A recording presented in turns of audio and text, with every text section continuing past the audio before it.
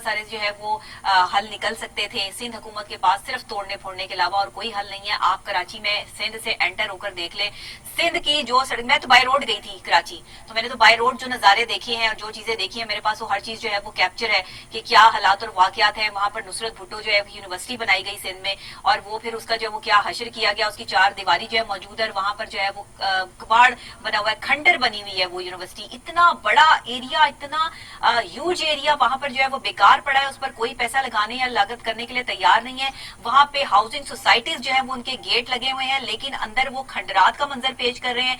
वहां पर जो इतनी सिंध में खजूर है, इतना सिंध में जो है वो फ्रूट है, इतना केला है, इतना सब कुछ है, इतना फ्रेश सब कुछ है कि तमाम चीजें जो है वो बाहर के ममालिक में भेज दी जाती हैं, वहां से पैसा कमाया जाता है और सिंध की ना आवाम पे। और सिंध अगर आप एंटर होके देख लें, यकीन जाने झोंपड़ियों में लोग रह रहे हैं, ऐसी झोंपड़ियों में कि अगर जैसी बारिश आए, तूफान है, उनकी झोपड़ियां उड़ जाए, उनके घर उड़ जाए, और वो इस कदर फ्रस्ट्रेट, टेंशन में, डिप्रेशन में लोग हैं। किसी एक के चेहरे पे भी मुस्कुराहट आपको नहीं मिलेगी, किसी एक के चेहरे पे भी।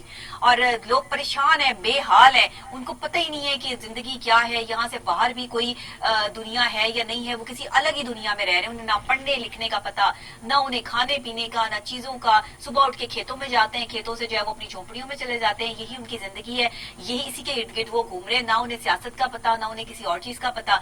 वडेरों की वहां पर जो है वो चलती है, और वडेरे जो करते हैं बस वो करते रहते हैं। ये कब तक इस तरह चलता रहेगा?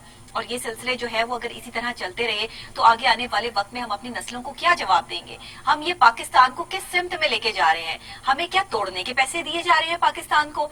जोड़ने के तो बात समझ में आती है, लेकिन ये तोड़ने का जो सिलसिला शुरू हो गया है और अंदर से शुरू हो गया है, इसके खिलाफ जो है वो पाकिस्तान तहरीक इंसाफ को जो है वो इस वक्त, क्योंकि हमारी हुकूमत है और हुकूमत जो हुकूमत वक्त होती है उसके पास बड़ी पावर होती है, और मेरी वजीर आजम साहब से जो है वो ये अपील भी है कि खुदारा लोगों के लिए जो है वो आसानियां पैदा करने के लिए जो है वो कुछ कोशिशें जो है वो करें और इन चीजों पर फौरन इम्प्लीमेंटेशन करें, चाहे ये हालात जो है वो आगे जाके कितनी ही सख्ती या परेशानी जो है वो आपके लिए जो है वो क्रिएट क्यों ना करे, लेकिन अवाम को रिलीफ देने की हर मुमकिन हद तक जो है वो कोशिश करे।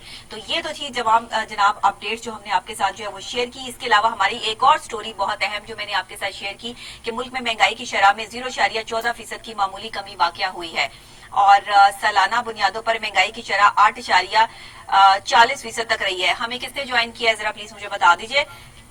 जी, सईद काजी साहब सीनियर तजियाकार हमारे साथ ऑन कॉल जो है वो मौजूद है। और अब ये महंगाई की शरह जो है इस हवाले से ये इतना थोड़ा सा फर्क पड़ने से अवाम को कितना फर्क पड़ेगा, ये सईद काजी साहब हमें बेहतर तौर पे जो है वो बता सकते हैं। अस्सलाम वालेकुम सर। अस्सलाम वालेकुम। अस्सलाम वालेकुम। लगता है मेरी आवाज जो है वो सईद काजी साहब को नहीं जा रही है, आप दोबारा से कॉल जो है वो मिला लीजिए। मैं आपको थोड़ा सा जो है इस हवाले से जो है वो अपडेट कर दूं कि महंगाई के हवाले से जारी करदा हफ्तावार रिपोर्ट के मुताबिक गुज़श्ता एक हफ्ते के दौरान महंगाई में 0.14% कमी वाकया हुई है कि पिछले एक हफ्ते में चीनी 96 पैसे फी किलो सस्ती हुई और चीनी की औसत कीमत 96 से कम होकर 95.11 रुपए फी किलो हो गई। इतनी सारी कमी, तो 1 रुपए की कमी। अदादो शुमार में बताया गया कि एक हफ्ते में 12 शेयर जरूरिया की कीमतों में इजाफा हुआ। टमाटर 3 रुपए और प्याज 2 रुपए फी किलो महंगे हुए, जबकि जो आम, आलू, दाल, सब्जियां ये जो है वो महंगी हो चुकी हैं। सईद काजी साहब हमें बताएंगे कि ये जो शरह में 0.14% की मामूली कमी वाकया हुई है, ये इतनी बड़ी खबर जो लगी है, इसके पीछे जो है वो हम क्या कर सकते हैं? अस्सलाम वालेकुम सईद काजी साहब। वालेकुम सलाम सर, कैसे हैं आप? ठीक ठाक हैं? मेहरबानी नवाजिश जी सर, बताइएगा ये जो मुल्क में इतनी शरह में 0.14% की मामूली कमी वाकया हुई है, इस हवाले से आप क्या देखते हैं?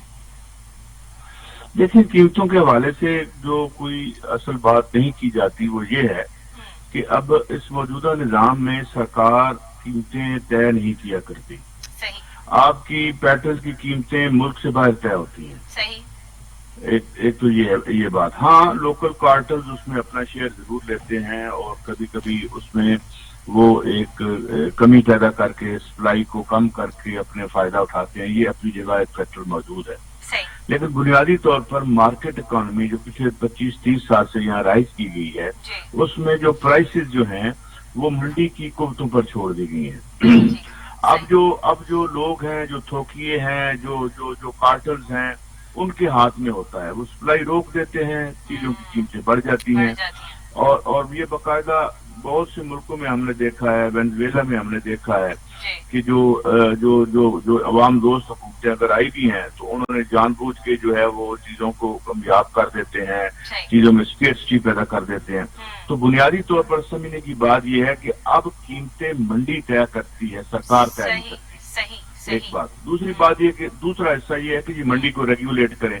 جی اب ریگولیٹ کا معاملہ ہے کہ ریگولیٹر جو سرکاری ملازم ہے وہ زیادہ سے زیادہ 80-90 ہزار روپے تنخواہ لیتا ہے، لاکھ روپے لیتا ہے، 1.5 لاکھ لیتا ہوگا، 2 صحیح لاکھ لیتا ہوگا. صحیح اور جو تھوکیا ہے جس کو آپ نے ایک اتنا بڑا شعبہ آف لوڈ کر دے دیا ہے صحیح ریاست صحیح کا، وہ ارب پتی کھرب پتی آدمی ہے. تو ان کے سامنے اس کی کیا اوقات ہے ایک ریگولیٹر کی. صحیح اسی لیے آپ کی SCCP فارغ ہے، اس لیے آپ کا جو آپ کا تھا کمپٹیشن کمیشن آف پاکستان وہ صحیح. کدھر بیٹھا ہوا ہے. ابھی پتہ چلا کہ آپ کا اوگرا جو ہے جی. اس نے بلا وجہ قیمتیں بڑھائیں اور لوگوں پر ڈال دیا. ظاہر ہے اس نے فائدہ پہنچایا کچھ لوگوں کو. تو یہ ایک نظام ایکسپلائٹیشن اور استحصال کا ان پلیس ہے، اور جب تک یہ ان پلیس ہے آپ کچھ زیادہ پاکستان کی سرکار کے پاس ٹوٹل معیشت جس پر پاکستان کی حکومت کا اختیار ہے وہ 20% ہے. 80% معیشت آپ کے پاس پرائیویٹ سیکٹر میں. صحیح کہہ رہے ہیں. تو پرائیویٹ سیکٹر اپنی قیمتیں طے کرے گا. اب آپ مکانوں کی قیمتیں آپ تو نہیں بتائیں گے نا، وہ تو ریاض نہ بتائیں. بالکل ایسے. تو سر آپ کیا سمجھتے ہیں کہ یہ اس طرح اگر یہ نظام چلتا رہا تو یہ تو لوگ اپنی منمانی کرتے رہیں گے، تو پھر حکومت کی کارکردگی، حکومت کے معاملات، اور حکومت جو یہ بات کہتی ہے کہ بار بار جو ہے وہ جب سے یہ حکومت پاکستان تحریک انصاف کی آئی ہے ہم دیکھ رہے ہیں کہ اگر کوئی چیز جو ہے وہ منمانی کی کوشش کی جاتی ہے تو مانی نہیں جاتی یا ان سے منمانی نہیں آتی. کیا معاملات ہے وہی آپ والی بات کہ شاید جو ہے وہ لوگ ان کی بات ماننے کے لیے جو ہے وہ تیار نہیں ہے. تو کیا اسٹریٹجیز پلان کرنی چاہیے جس سے جو ہے وہ ان تمام چیزوں کو کنٹرول کیا جائے اور معیشت کو اب کیا جائے؟ یہ تو چند ایک لوگ جو ہے وہ اپنا فائدہ لے لیتے ہیں اور باقی جو ہے وہ عوام جو ہے وہ پس رہی ہے. کبھی آپ نے اس بات پہ غور کیا ہے کہ جب میاں شہباز شریف صاحب بیٹھ کے ہمیں بتاتے ہیں، زرداری صاحب یا جو بلاول بھٹو صاحب یہ ہمیں بتاتے ہیں کہ آج چینی کی قیمت بڑھ گئی ہے. آپ کو پتا ہے کہ چینی کی قیمت کے سب سے بڑے بینیفیشری کون ہوتے ہیں؟ صحیح. جناب شہباز شریف صاحب اور ان کی خاندان، جناب آصف علی زرداری صاحب اور ان کا خاندان. یہ لوگ بیٹھ کے جب انتہائی ہپوکریٹیکلی اور انتہائی جو ہے وہ اردو میں کیا کہیں گے اس کو، ایک منافقانہ طور پر یہ ہمیں بتاتے ہیں کہ وہ قیمتوں میں تو عوام پس گئے. اب آپ پیچھے جائیں ذرا، اس کے پیچھے جائیں تو یہ تمام کارٹلز اور ان کے نمائندے اسمبلیوں میں بیٹھے ہوئے ہیں، سینٹ میں بیٹھے ہوئے ہیں، اور قیمتوں کے براہ راست اضافے میں اس میں سرکار کے لوگ بھی شامل ہوتے ہیں، اس میں اپوزیشن کے لوگ بھی شامل ہوتے ہیں. اگر قیمت چینی کی بڑھتی ہے تو جہانگیر ترین صاحب کی دولت میں بھی اضافہ ہوتا ہے، جناب شہباز شریف صاحب کی دولت میں بھی اضافہ ہوتا ہے، جناب آصف علی زرداری صاحب کی دولت میں بھی اضافہ ہوتا ہے. تو اس کا مطلب یہ ہے کہ قیمتوں میں کمی نہ سرکار میں بیٹھے ہوئے لوگوں کو سوٹ کرتی ہے، نہ اپوزیشن میں بیٹھے ہوئے لوگوں کو سوٹ کرتی ہے. رہی بات یہ کہ لوگ کیا کریں گے، تو پھر ذرا اس بات پہ ضرور غور کریں. ابھی کچھ دن پہلے بہت بڑی سٹرائکس ایران میں ہوئی اور سنا ہے کہ 8-10 ہزار بندے جو ہیں اس کی بھینٹ چڑھ گئے.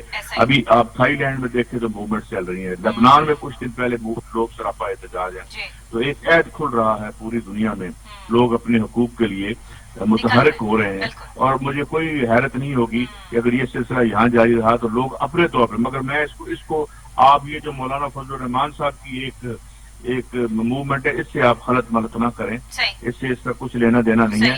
ایک خودرو موومنٹ بن سکتی ہے جو ان لیڈروں کو اٹھا کے پیچھے جو تاریخ کے کوڑے دان میں پھینک دے گی اور خود اپنا منزل طے کرے. صحیح بالکل. آپ جو ہے وہ صحیح منظر جو ہے وہ پیش کر رہے ہیں، اور شاید آنے والے ٹائم میں جو ہے وہ یہی انڈیکیشنز جو ہے وہ ہمیں آ رہی ہیں اور یہی چیز جو ہے وہ سمجھ آ رہی ہے. کیونکہ اس طرح تو یہ مہنگائی کی شرح جو ہے وہ یہ صرف 0.1% ہی جو ہے وہ رہ جائے گی. اس میں جو ہے وہ مزید جو ہے وہ کمی واقع ہوتی تو آگے آنے والے وقت میں جو ہے وہ نظر نہیں آ رہی. سر آپ کیا کہتے ہیں کہ اب اسٹریٹجی کیا پلان کرنی چاہیے؟ یہ تو ایک چیز ہو گئی کہ ہمیں یہ چیز نظر آ رہی ہے، لیکن ان پروسیس جو چیز چل رہی ہے ہم اس کو کنٹرول کیسے کریں گے؟ نہیں کریں گے کیا ہوگا؟ یہ دیکھیں نا، کنٹرول جب آپ کے پاس ہے ہی نہیں. میں نے عرض کیا نا کہ ان سین غیر مرئی منڈی کا ادب، غیر مرئی منڈی کس کے پاس ہے؟ مجھے بتائیں. ہاؤسنگ کا سیکٹر سرکار کے پاس نہیں ہے، ہاؤسنگ کے مین اسٹیٹس کہیں اور ہیں. اچھا، اس کے بعد 65% معیشت آپ کی ملٹی نیشنل کمپنیز کے پاس ہے. اس 65% معیشت پر آپ کا کوئی کنٹرول نہیں ہے. وہی اچھا، ان پر آپ ٹیکس نہیں لگا سکتے کیونکہ آپ نے WTO WTO کے सिग्नेटरी हैं आप, वर्ल्ड ट्रेड ऑर्गेनाइजेशन जो है उस पर आपने किया है, टैरिफ आपने नीचे फेंक दिए हैं, और आपने अपनी घर को, ये बिल्कुल ऐसे ही है जैसे एक मुझे टेलीफोन आए कि जी हम 5, 7, 10, 15 डकैत हैं, हमने 9 बजे आपके घर आना है, जरा दरवाजा खोल दीजिएगा। ये तमाम काम हुआ शौकत अजीज के ऐड में हुआ, उससे पहले हुआ 1980 से लेकर ये इकोनॉमिक सिस्टम यहाँ पे राइज हुआ है। अब बात यह है कि आप बाहर की चीजों पर जो है, हमने अगर कोई चीज अमेरिका में एक्सपोर्ट करनी है तो हमें उसका कोटा मिलेगा, बिल्कुल कभी पता, अच्छा हाँ, उन्होंने अगर आना है तो हम दरवाजे बंद नहीं कर सकते। नालायक कमजोर हुकूमतें जिन पर बैठे हुए लोग, जिनके खजानों में अरबों रुपए होते हैं और पॉलिटिकल कैपिटल नहीं होता, लोग उनके पीछे नहीं होते, ऐसे लोगों को मुसल्लत कर दिया जाता है जो हमारे हकूक का आलमी साहूकारों से और जो आलमी लुटेरे हैं उनके साथ मिलकर उनसे धंधा करते हैं हमारे हकूक का। तो जब तक ये सिस्टम मौजूद है, अवाम को किसी किस्म की रिलीफ मिलना मुमकिन नहीं। हाँ, काफी अरसे से मौजूद है ना, इसी सिस्टम को फॉलो करती है हर हुकूमत। मैं आपको अर्ज किया था 1980 से लेके 1980 में ये काम शुरू हुआ था, जिसे न्यू लिबरल इकोनॉमिक प्रोजेक्ट कहते हैं या इकोनॉमिक्स कहते हैं या थैचरिज्म कहते हैं। ये उस वक्त से सप्लाई साइड इकोनॉमी जिसे कहते हैं आप, ये उस वक्त से शुरू हुई है। तो अब जितनी गुफ्तगू लोग करते हैं ना गुड गवर्नेंस की, ये सारे इकोनॉमिस्ट बैठ के, ये सारी मुनाफिकत पर मबनी गुफ्तगू है, इसमें कोई गुड गवर्नेंस नहीं हो सकती। जहाँ इतने बड़े पूरी दुनिया में कार्टलाइजेशन हो, पूरी दुनिया में 70-80 मल्टीनेशनल हैं जो दुनिया की जो है 80-90% जो है वो